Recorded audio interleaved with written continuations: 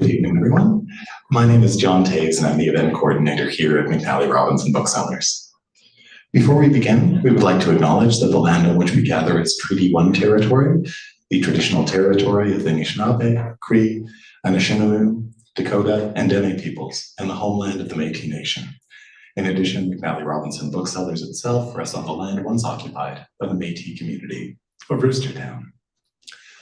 We are gathered here tonight to welcome Kazim Ali back to Manitoba to celebrate the publication of his collection, Sukun, New and Selected Poems. Huge thanks to Goose Lane Editions for publishing this volume, along with their subsidiary, Ice House Poetry, which is a fantastic catalog, and for supporting this event. Thanks also to our great friends at the Winnipeg International Writers Festival for their help in promoting this evening. You'll be hearing from their director, Charlene Deal, at the close of tonight's program.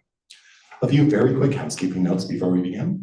There will be a reading from this podium, followed by a conversation hosted by Jenny Heijun Wills. There will also be an opportunity for you to ask questions if you'd like. If you are here in the space, please raise your hand and I will approach you with a microphone to ensure your question is audible to those watching on YouTube. If you are one of those folks watching online, please feel free to write any questions you might have in the chat, and we will put them to our guests as time permits. The poems of Kazim Ali invite us to give ourselves over to the music of language. So says the Beloit Poetry Journal, known for its lyrical and expressive language, crafted with a controlled, delicate quality that never stops questioning, never stops teaching, and never stops astounding. Ali's work explores themes of identity, migration, and the intersections of cultural and spiritual traditions. As always, I defer to Billy Ray Belcourt whenever he has anything to say about a collection, and he had this to say about this body of work. He calls it a monument to the music that comes out of the woods, a monument to the music that comes out of the woods, to the music that was inside us all along. This collection's movements in and out of various forms, countries, emotional and spiritual landscapes and decades amounts in the end to a rousing attestation to lyric possibility, a true gift. Our host for this evening is one of our favorite writers, Jenny Heijun Wills. Jenny's first book, Older Sister, Not Necessarily Related, published by McClelland and Stewart, won several awards, most notably the Hillary Weston Writers' Trust Prize for Nonfiction. It was named a Globe and Mail Best Book, one of the 10 best books of the last decade by a Manitoban writer by the Winnipeg Free Press, and was reviewed in the New York Review, the LA Times, and recently, the Rumpus. Her book of personal essays, Everything and Nothing at All, essays will be published by Knopf in Canada in 2024. I'm told it will be coming out at the end of August, and we cannot wait. Now, our special guest this evening, and this feels like such an incredible treat to have two writers we dearly love here at the store together for a single evening. Born in the UK and raised in Canada, our guest of honor, Kazim Ali, is a queer Muslim writer who is currently professor and chair of the Department of Literature at the University of California, San Diego. He is the author of 25 books of poetry, fiction, nonfiction, and translations, as well as the editor of 5 collected volumes. In 2004, he co-founded the small press Nightboat Books, which is easily one of the finest presses in North America, and served as its first publisher, and he continues to edit books with the press. Ali is also a certified yoga instructor, teaching yoga and training yoga teachers in Ramallah, Palestine for many years. I love his work and could not be more thrilled to ask you to join me in welcoming Kazim Ali.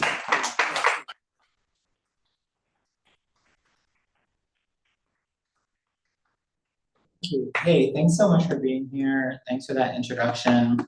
There's this little device right here, which I'm assuming is people at home or abroad or wherever they may be listening. So glad to be back in Winnipeg. I came back a couple of times for a day at a time, here and there, but I haven't really been back since 2012. I was always passing through on my way north, basically, which this book, Northern Light, tells the whole story of. But I did grow up here. We lived in the St. Vital neighborhood. My grandfather and uncle are probably the first 2 Muslim people that were buried at Glen Lawn Cemetery, and the place where they're buried is now the Muslim section of the cemetery, which it was not at the time. But one thing I really always carried with me about Winnipeg was that little guy over there on the poster, the golden boy. And I was a little bit of a golden boy myself, you see, so that might be why I loved him so much. But the second poem in this big new and selected poems is actually called Golden Boy. So I figured it would be appropriate to open with that one. Almost afraid I am in the annals of history to speak, and by speaking be seen by man or God. Such then debt in light be paid. Atop the Manitoban Parliament building in Winnipeg, what beacon to dollars, food, or God shines? I hallow starvation, this nation a notion beneath the body, hollowing its stomach to emptiness, and in breath the river empties. Whoso spoke the craft borne along long echo and echelon, grains of light and space, we with one another wait.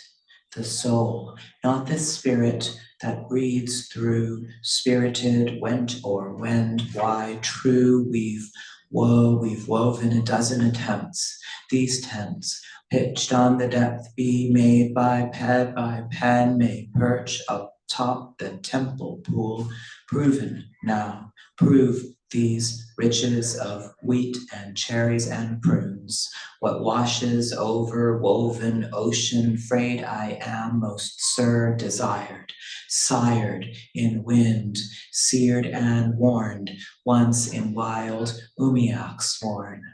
We parley to mend, be conned, be bent, come now called to document your meant intent, your indented mind, hollow star, your weight in eons. There in prayer, money, morrow, more you owe, and over time God spends the spent river melt into summer sound, out the window sound, out the spender. Where does the river road end?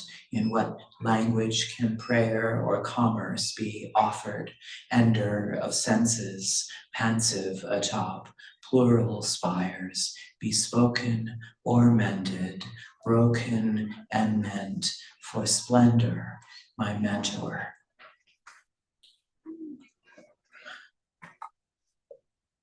Please take a little sip.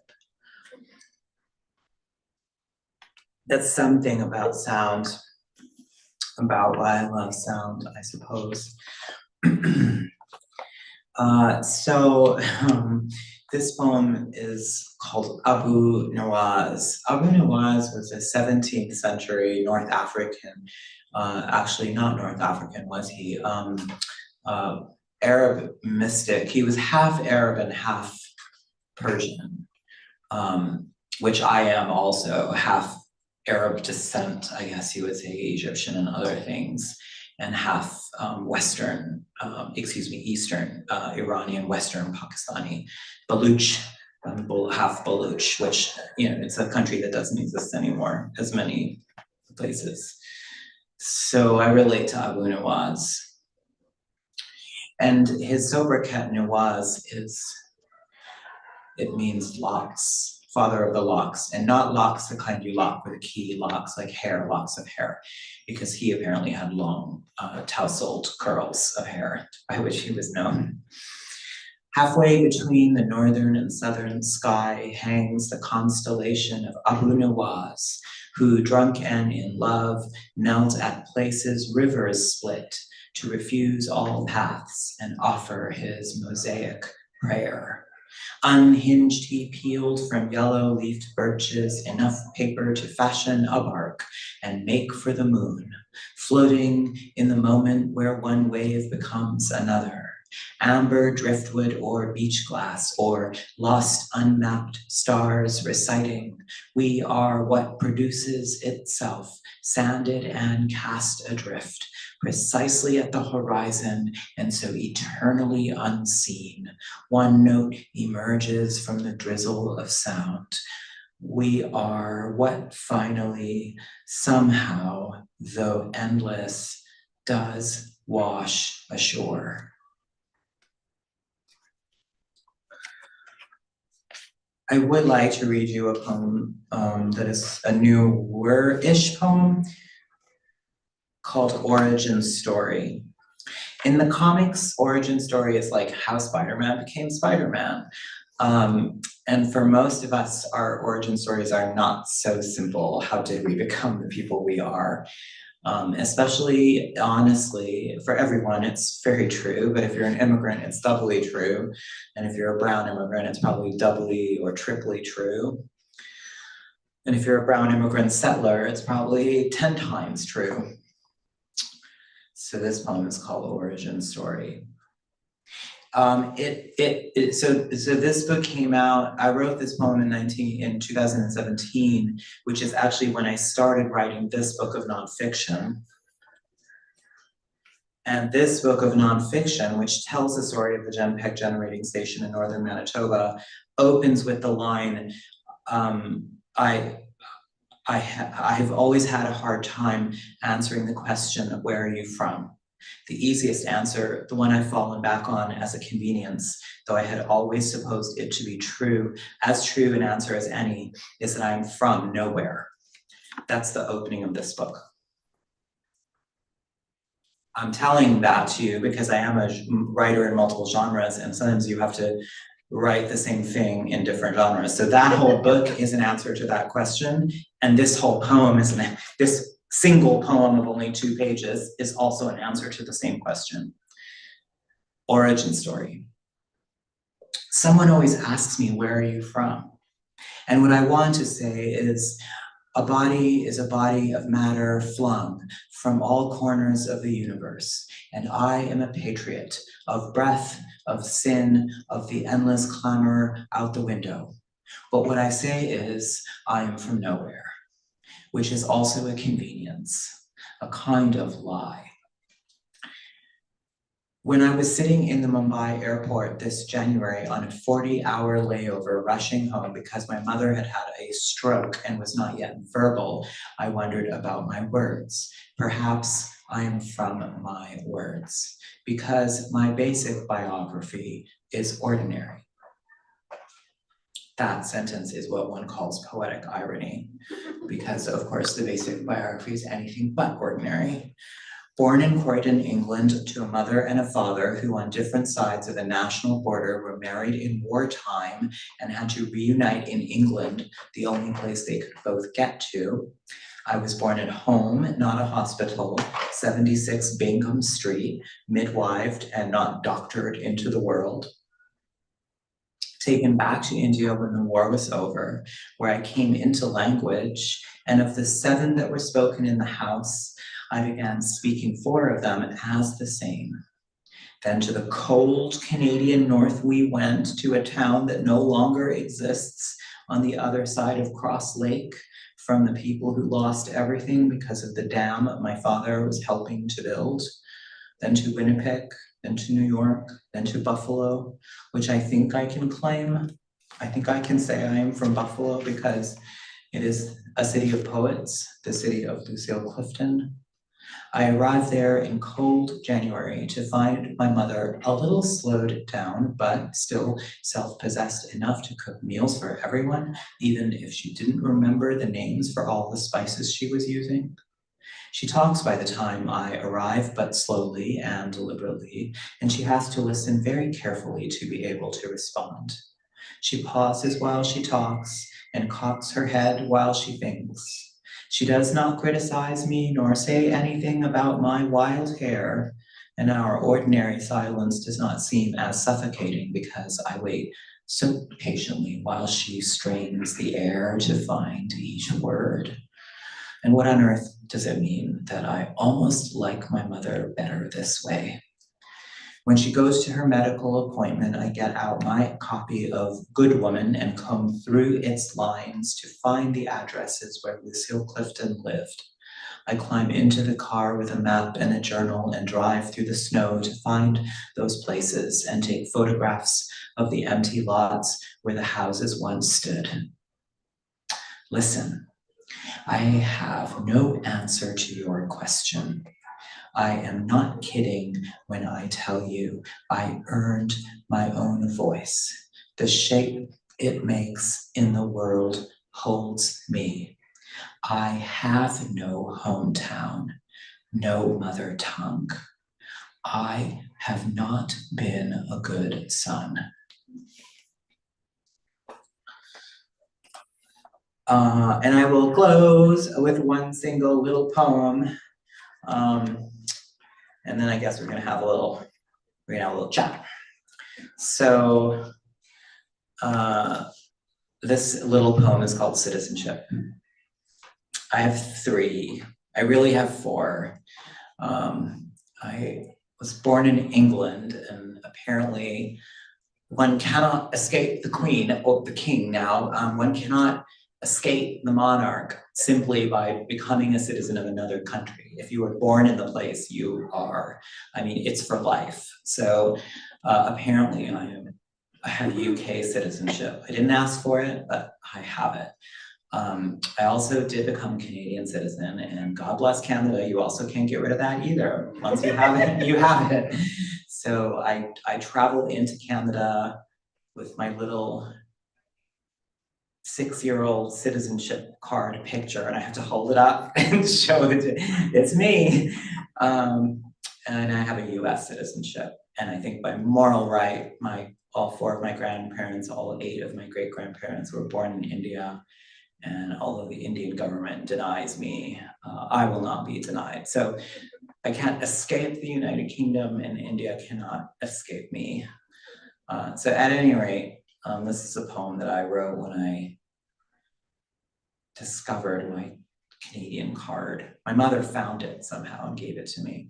I was traveling into Canada and had my US passport, and the guy said, since you were Canadian once, you have to have your document. And I said, I mean, I don't know where it is.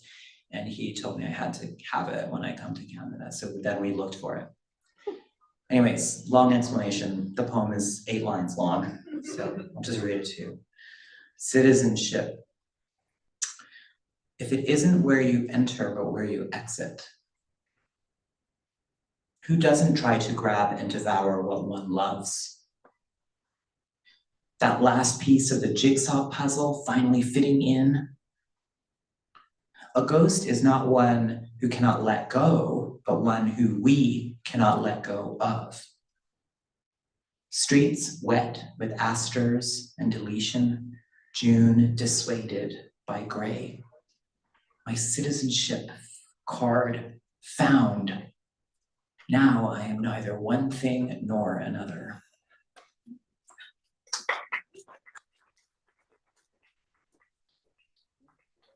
Thank you. Yes. Okay. Do you want to be on the left or the right? It's up to you. Where you're most comfortable. Because your book is here, so I'm going to sit here. Okay. Just be like a little clear the podium.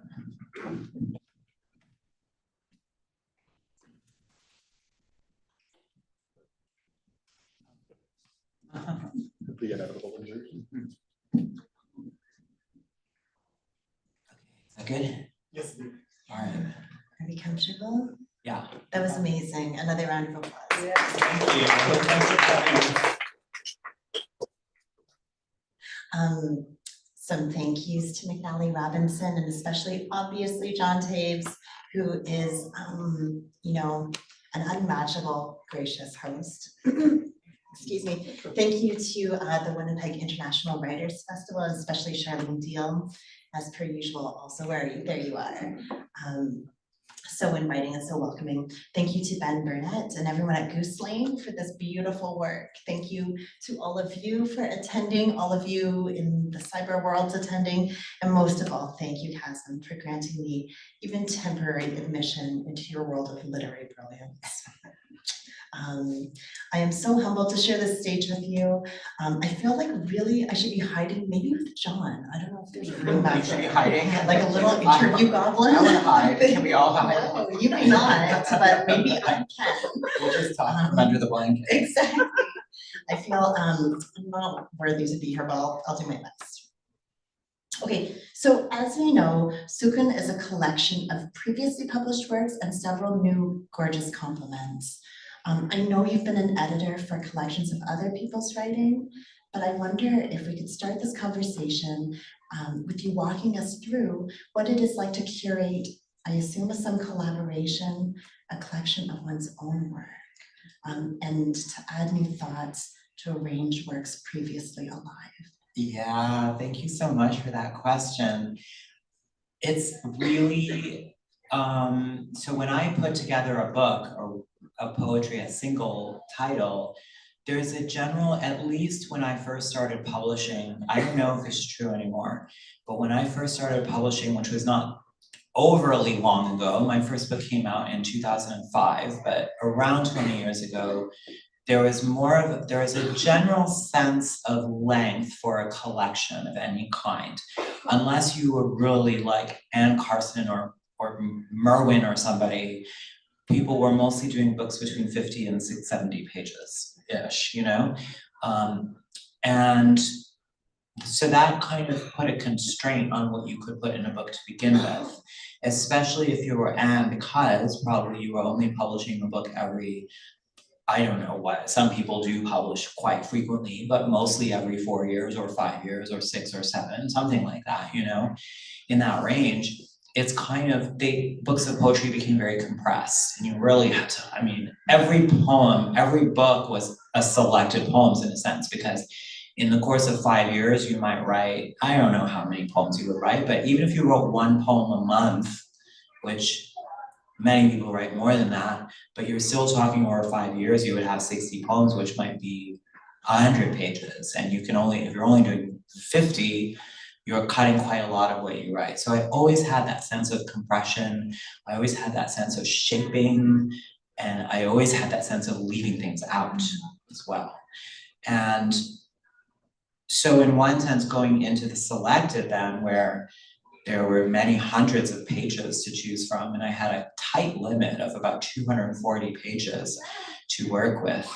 Although what happened in the end was I sent Susanna about 300 pages, and I said, just take a look at this and help me cut it. And what she wrote back to me was, I think this works, we'll just do this. So I did end up with 4 selected poems for a young writer. That's my story and I'm sticking to it. It's long for a younger writer. It's thick for selected poems, and that's kind of why she let me kind of have more in it than I would have. But it was very difficult going back into the past and confronting the ghosts. And what was hard was not what to put in. What was hard was leaving things out. But I leaned into the repetition of themes. I leaned into echoes. I discovered as I went through all of my books that very occasionally I would even repeat images and phrases. So I leaned into including, like, say a poem had the similar image or similar approach as another poem, rather than saying like I won't have both of them, I kept both of them because I kind of wanted to create that musical sense. And then the other thing that we did is we started with new poems, only 3, but still. Then we had all of the sections from the previously published, and then we ended with new poems.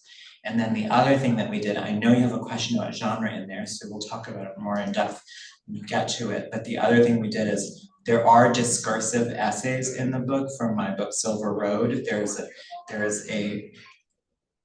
essay, it's not a poem, it's called January is a Month with Two Faces. Then in the new poems section, there is a 4-page long kind of lyric prose essay called Orca Oracle. This is before the Orcas began their campaign of revenge against humanity. And then it closes with another essay. So I liked the idea of the new and selected poems holding essays inside it as well. Yeah. Oh, and the last thing I'll do is I wrote myself an epigraph inside of the book, because at the launch event, I was at the Printers Row Festival in Chicago, Illinois, and the great Syrian poet Adonis was also there, and someone asked him, he's 93 and has published I don't know how many books, somebody asked him about what is it like to look back at this body of work of a lifetime, and he said through his translator, which is what I wrote into my book as soon as he said it, I opened my book and wrote it. He said, I do not exist in what I have written in the past. I exist in what I have yet to write. So I liked putting that down as the epigraph in my copy of this book. Amazing. What I'm hearing is we might get a sequel to this collection. No? No, I want to look forward now, and I want to do whatever the next thing is, you know? Yeah. Okay. Thank you for that really helpful answer. If any of those of us who are writers or emerging writers or, I don't know, anything can dream to be as prolific as you are, maybe. It's something to aspire to, I think. You know, Kazim, I'm really struck by the sound of your poetry, and I think we had a really beautiful sample of that tonight. There's an almost anatomical subtext, I think, to your verse, and I'd love to hear more about your writing process, especially in poetry, where it seems that not only is every syllable very deliberate, but it's almost saturated with consideration of the body, and of how lips, tongue, breath sort of slip and slide around words. This happens in some of the previously published poems, but also in new contributions like the titular poem, the almost last word, I think. Yeah, it is, yeah, it's the last poem before the essay, so I was almost gonna read that to you guys too. I love the sound of vowels and breath, and I've been a student of yoga for 20 plus years, including pranayama, yogic breathing. And I think that really just informed my sense of the poem.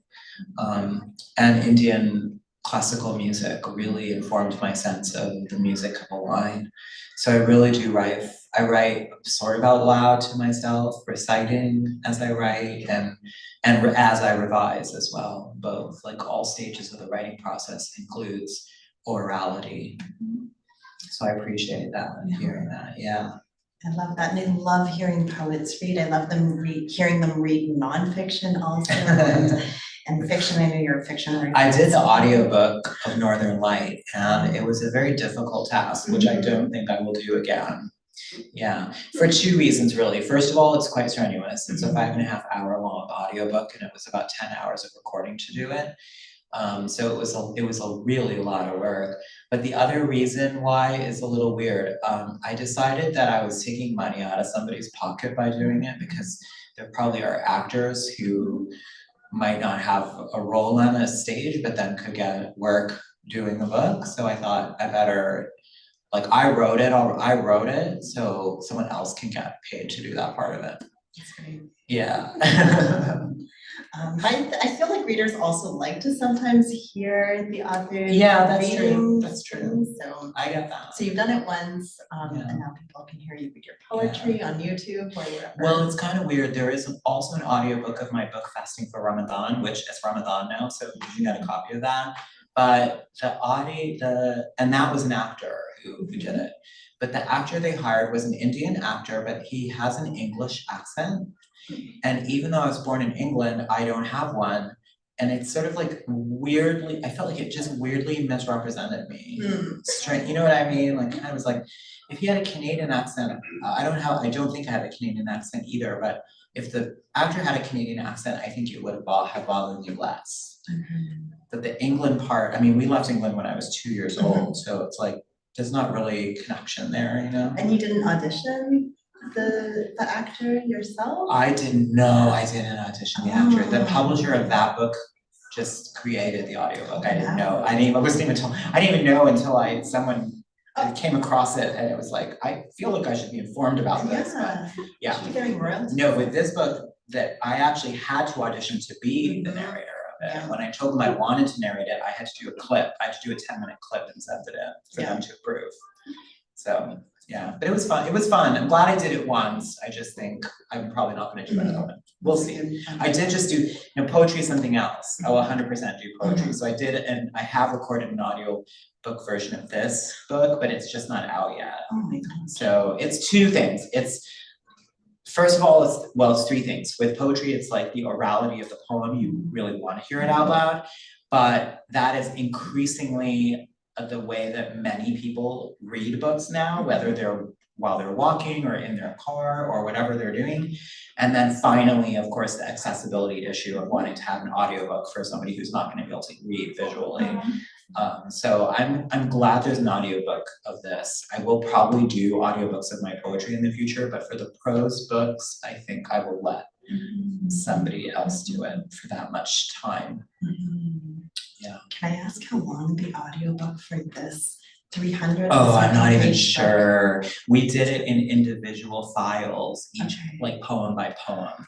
So I'm not sure how the whole, it will be long though. And the longer pieces in here, like the Orca Oracle essay is 15 minutes long. So I would have to stop and he would have to splice the take in between. They record, when they're recording, they record about a minute of silent room. Just the room, so they can like splice it in when if you pause or if you make a mistake and you have to go back or what have you. Yeah, so. Well, yeah. I look forward to hearing that version. Thank you. I'm looking forward to it. They're going through the files right now. Apparently the engineer and I start talking in the middle. That's so hard to believe. So now they interrupted your own poem. Yeah, so they have to hire a separate engineer to go through all the files and edit out all the chit chat. Oh my god. So maybe there's like a B-side to the audio. There should be outtakes. Yes, I love it. Okay, since fiction, or at least the inclusion of works categorized as fiction, are not part of this particular book, what is the relationship for you, or maybe the distinction for you between poetry and nonfiction? Well, I mean, there's obviously a blur, you know, like even any prose writer writes with style as well and thinks about language and, you know, maybe not to the extent that obviously perhaps not to the extent a poet does. And they attend to it differently because they are writing sentences and may not write in this, like, I mean, you heard in the last poem that I read to you, All Citizenship, you heard each line was a little bit of a little sentence fragment. They didn't continue, you know, until the last 3 lines of the poem when they were complete thoughts, which is, you know, representative of the mindset of the person in the poem, basically. But I do find a beautiful relationship in terms of the way one thinks through a poem as being akin to how one thinks through an essay. So I really love that. And I think that the blur between fiction and nonfiction, the blur between poetry and nonfiction is clean and clear, and many people, many different writers explore it. And the line between fiction and poetic language is also, you know, you have writers who are writing, you know, beautifully poetic works of fiction. But what I am really interested in is the blur between fiction and the essay, you know, fiction that thinks about how to live. I really love writers who do that. So one of the writers that I worked with over the last 2 years, I should say, was the Canadian Icelandic writer Kristjana Gunnars, who's published 5 beautiful books of fiction between 1987 and 1997. Then she didn't publish after 1997 until 2004. She published 3 books in 2004, and then those were the last books she published. She didn't publish again since then. She lives in British Columbia now. She used to, I think she lives in Winnipeg briefly too. At least one of her books is set here, 0 Hour. What's that? She went to university. She went to university here, yeah. So her book 0 Hour is set here in Winnipeg. So I thought those 5 books should be back in print together as in one collection. And so we pitched it to Coach House. I found Kristjana through the poet Rob McClellan, and then I approached, I worked as an agent basically. I approached Coach House Books and said, would you be interested? And they published those 5 novellas together under the title The Scent of Light. And so that's a book of fiction that's really, it's hard, you don't even know if it's fiction or not. I mean, the first book is it's called The Prowler. It's sort of memoir, sort of fiction. The second book is 0 Hour. That's the one that's set in Winnipeg.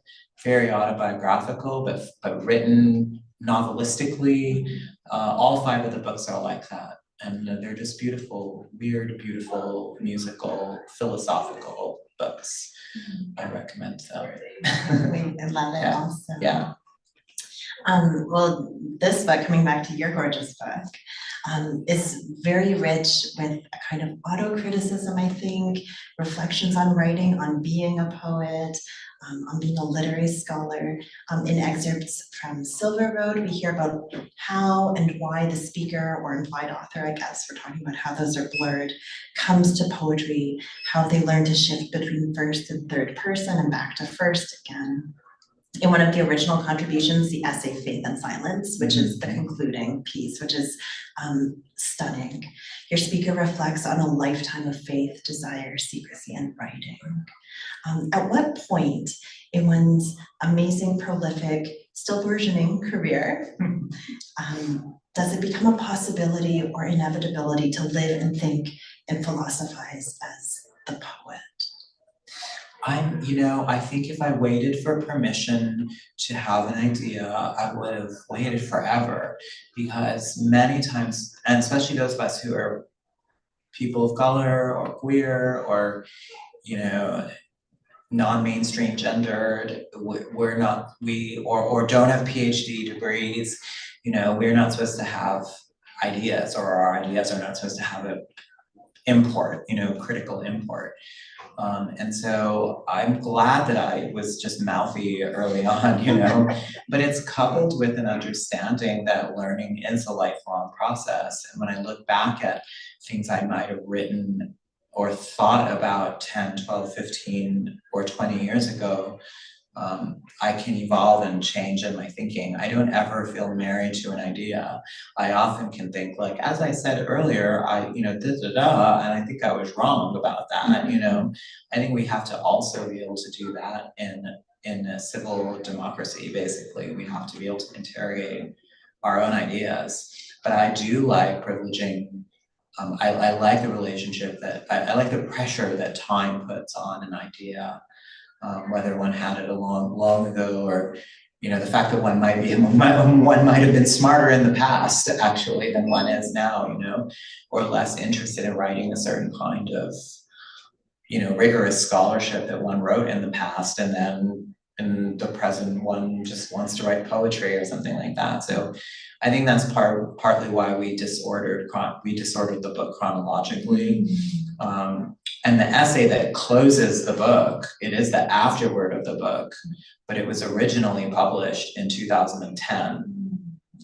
So the book starts with poems from 2019 or 20, then it goes back to 2005, then it comes back to 2023, then it goes back to 2010. But honestly, I think that's really closer to the way we live in our brains. We're always traveling backwards and forwards in time. I love that, because it seems like the arrangement then also matches so many of the themes that are being explored in the text about identity and location and dislocation. Well, and the essay was about being alienated from my parents, because I wrote it soon after I came out to them. And so it's about the absence of my mother from my life. That's what the essay is about. Well, after the book went to the printers, my mother passed away.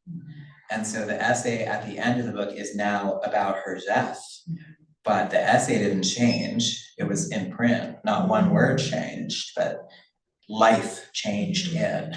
Oh, so I love that. It's now a poem about my mother's passing, an essay about my mother's passing, which I did not write it to be, or did I? No, it really speaks to how a text is never static, is never sort of the thing that it is in that particular moment. Yeah, it's a moving target, just like a person is. Absolutely. I mean, not a moving, that's a bad gun metaphor, but like we're not fixed points in our lives. We change throughout our lives, No, that's really great. Yeah. Thank you so much for, I feel like I still have more questions, but looking at this clock that is not so subtly in my eye line here, I'd like to invite people in the audience to pose some questions to Kazim. And as per usual, I have, as motivated by my colleague Lindsay Long, a literary lightning round. Ooh. If the class is quiet today. And are there any questions? If there are, I can just wander up to you with this microphone. I might selfishly ask a question while I have a microphone, if that's okay. I know that music is so incredibly central to your work, and you've touched on the orality of just the act of reading out loud and the act of reading it on the page. But so much of your work engages with the work of like everything from, it's still saturated in music, from Segovia plucking strings to the tempura section at the end of this book. And there's also those moments, and Yoko Ono in Silver Road, but there's also all those moments where you're able to draw a song from silence, like in your engagement with the work of John Cage, and of course Sheila Chandra on both sides of that as well. So I was wondering, after that incredibly long preamble, if you could talk a little bit about the centrality of music to your work, and also that process of doing exactly that, drawing song from the silence. Yeah, I always loved music and poetry, and it might have been at the beginning the more typical prosodic line. I studied with Aga Shahid Ali, and so we learned James Merrill and Anthony Hecht and other contemporary writers who were writing in traditional meters.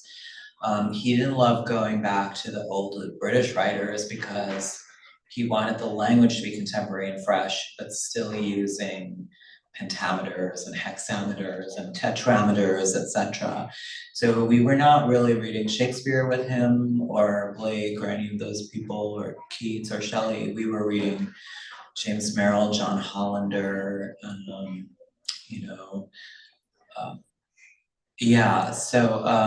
Rachel Hadas, others, and Carl Phillips. Although we did read Dickinson, that is the one older writer that we read, but I think Dickinson is so fresh and weird that she's not even 20th century, she's like 22nd century or something, So I always had an ear for that.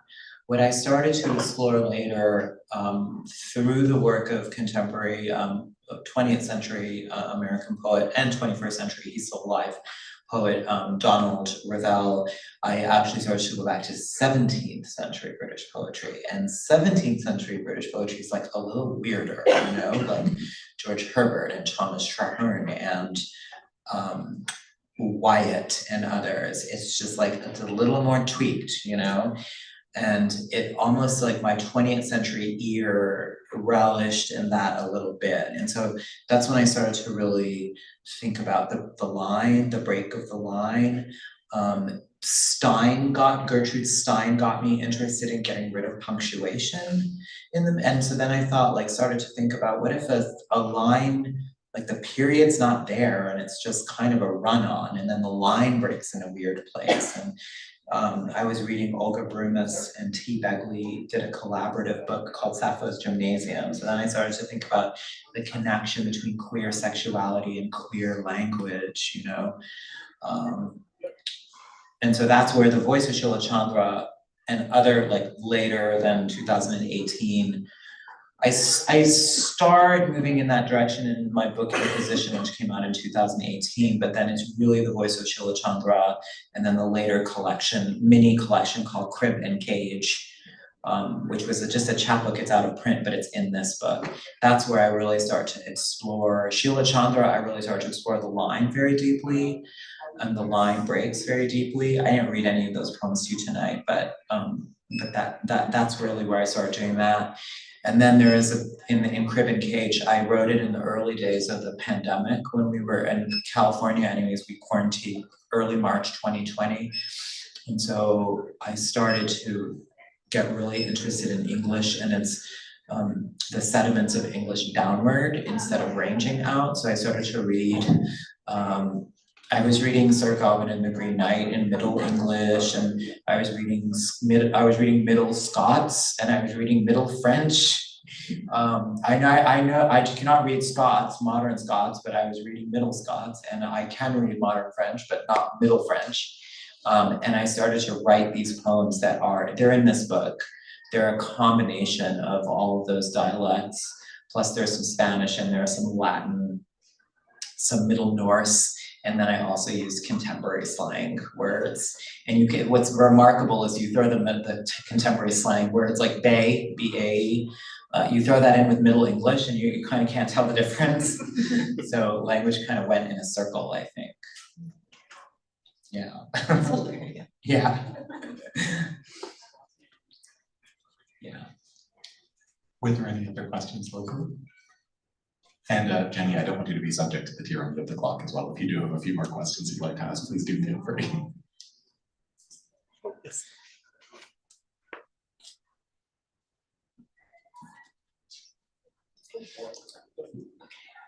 Is this okay? Hi. Hi.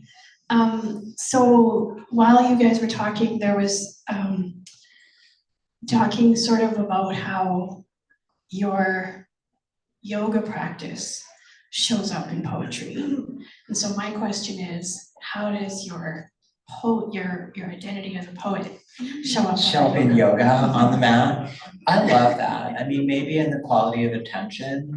I have monkey mind, so meaning like my thoughts hop from thing to thing, you know, quite a lot. So any physical exercise helps me to focus my own mind. So I still run every now and then, go run around the block for a couple miles, but I used to run long distances, like up to half marathon. I never ran super long distances, but that really helps me out. And oftentimes I would I would write something, like do a rough draft of something and then go for a run and work it out on my run and then come back and finish a piece, basically.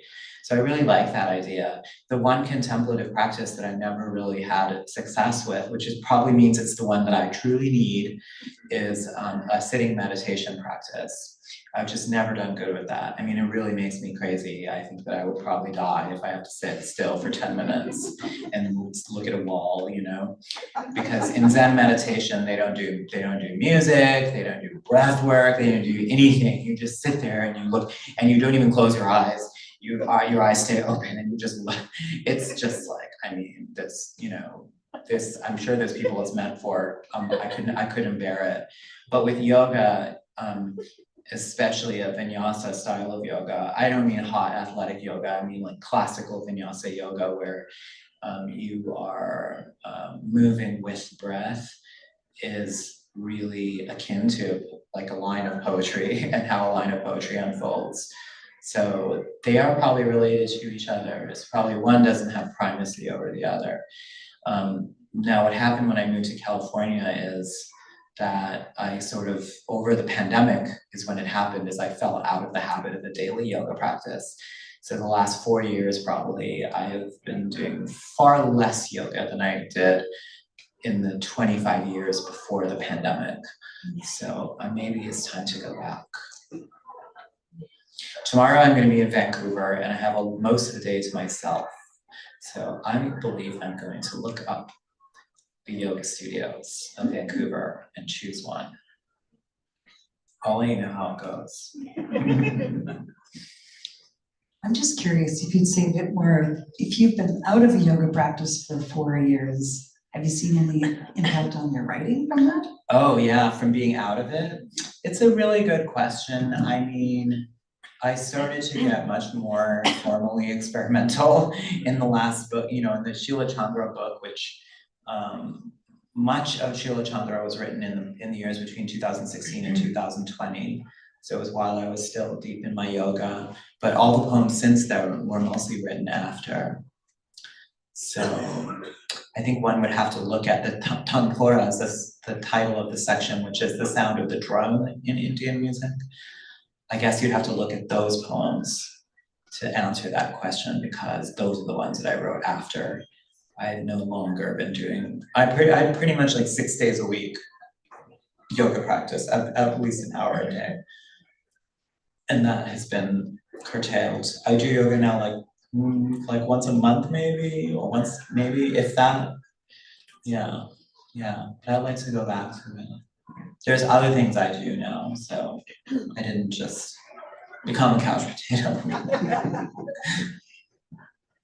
Thank you for enjoyable time. Just you mentioned there was some Egyptian background in that. Yeah. Is it possible to elaborate? My grandfathers both were Sayyids from coastal Egypt, and they went to Tamil Nadu in late 1700s.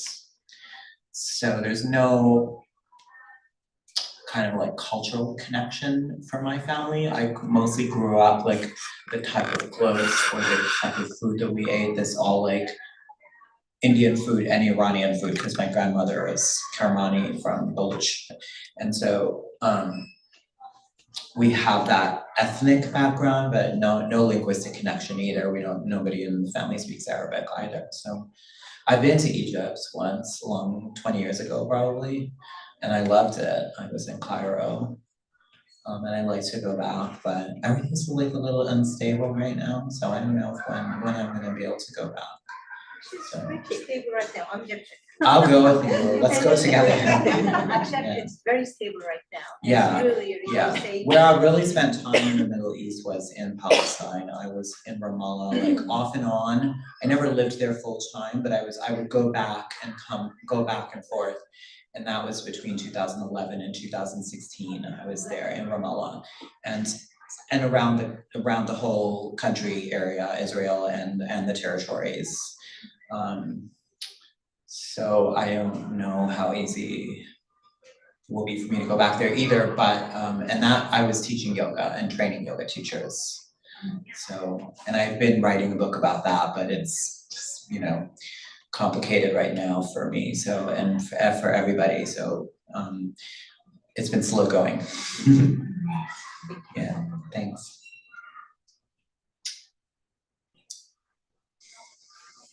Are there any more questions?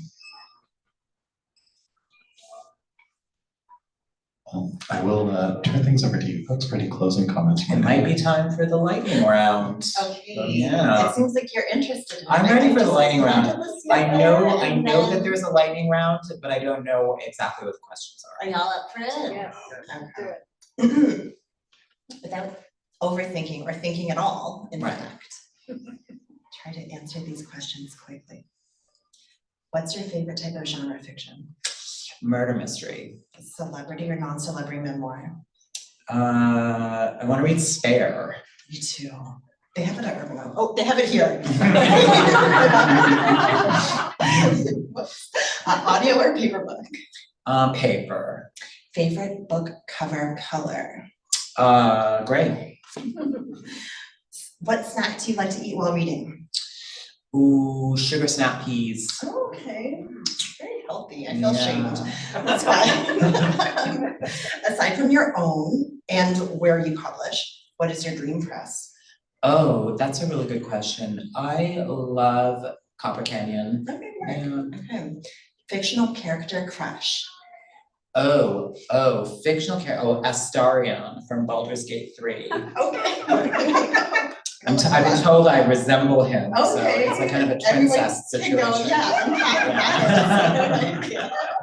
I have people on the street, strangers on the street, who come up to me and tell me I look like this particular video game character. Okay, So interesting. we should look him up I and think see. so, I Yeah, think let's so. check. Let's see. Go ahead. Okay, current read?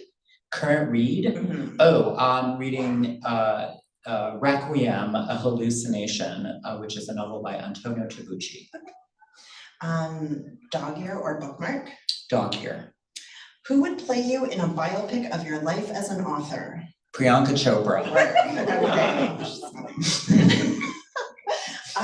Is that she's the one who's married to the Jonas She Brothers? is married to Okay. one of the Jonas Okay. Brothers. I couldn't tell you which, but yes. Okay, and what beverage pairs well with Sukun? Oh, I'm gonna say Ethiopian honey wine. Love it. Yeah. All right. Yeah. Another round of celebration and appreciation for this brilliant scholar, poet, author, Kazim Ali.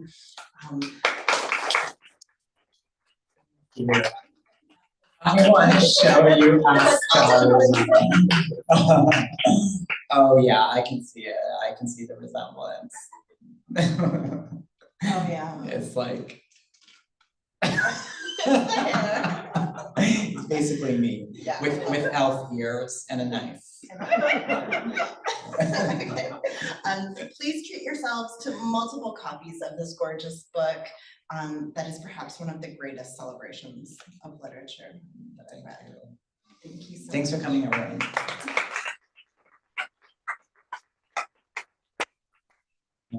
going to have Charlene Deal from the Writers Festival say a few words, but I'm going to rudely interrupt very quickly before she does. Just to mention that Kazim has an incredible book, a memoir called Indian Winter, which is a work of autofiction coming out in May.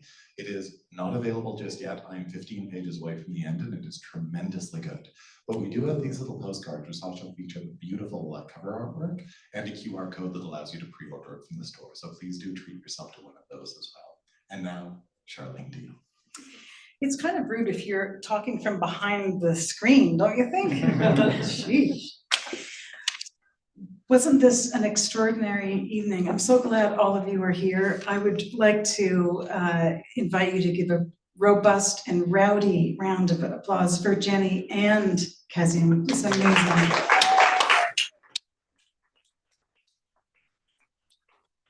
It's been a long time since I was in classrooms studying prosody and contemporary poetry, and I was sitting there thinking, I miss this. It's like a drug to hear really beautiful, difficult, magical poetry come floating out into the air. I feel like I'm going to cry. It was so powerful and so like almost like a mystical experience to hear you. So I love that you recorded your own book. I think we need to hear how you understand the line breaks and the way words fly out on your breath and your voice. Thank you for a really stunning reading. It was an amazing experience for me. And the conversation to follow, just let us sort of see inside the way that you think and work, and also, Jenny, the way you think and work. And it's such a joy to be able to hear writers talk at this level and in this kind of detail. So really a huge thank you to you both. It's our pleasure always to have McNally Robinson as our partner in these events and also in our festivals. John, as Jenny said, is one of the hosts we all want to be hosted by. He's the host with the most. And he's also, kind of the Wizard of Oz back here, but he makes lots of magic things happen. And McNally's is a home here in Winnipeg for all of us who read and think and want to be exposed to new ideas and an ever-changing, ever-growing community. So a big round of thanks to McNally Robinson for being this place. And also to Goose Lane for this beautiful book. And I also strongly recommend, if you haven't encountered it before, the Northern Light book. Kazim was on our festival list last year, although we didn't get to have him in person. But it's a fascinating book about, kind of an unsung part of Manitoba's history in the north, and really important sort of cultural work and unpacking of things. And I know from a quick conversation beforehand that Kazim was actually talking to some elders from Cross Lake today. So I think he continues to do the kind of unpacking and research about what happens in our north and how our various communities collaborate or don't. Our connection, the Writers Festival connection with the store, we do have 2 more events coming up. One of them is late April, April 26th. We're welcoming Kavlia, who is the author of Firekeeper, a novel. She's a really interesting writer from, I think, the Yukon. I think John's probably going to correct me on that. And then the one and only Billy Ray Belcourt, who was conjured here earlier, will be here in conversation on May 23rd, in conversation with Kate Vermette. That is going to be a night not to miss as well. And you can follow our website, innerwinnipeg.ca, for all sorts of other kind of mischief we're getting into these days. We're just starting into a project called Rites of Spring, which is a poetry celebration that we'll be launching at the very end of April. And there's an open call to any Winnipeg poet who wants to submit poems, and you can find out about that on our website. We're always looking forward to hearing new voices and the way people shape words and language. And we've had a great coaching session tonight. So one more thanks for these 2. Thanks all of you for coming.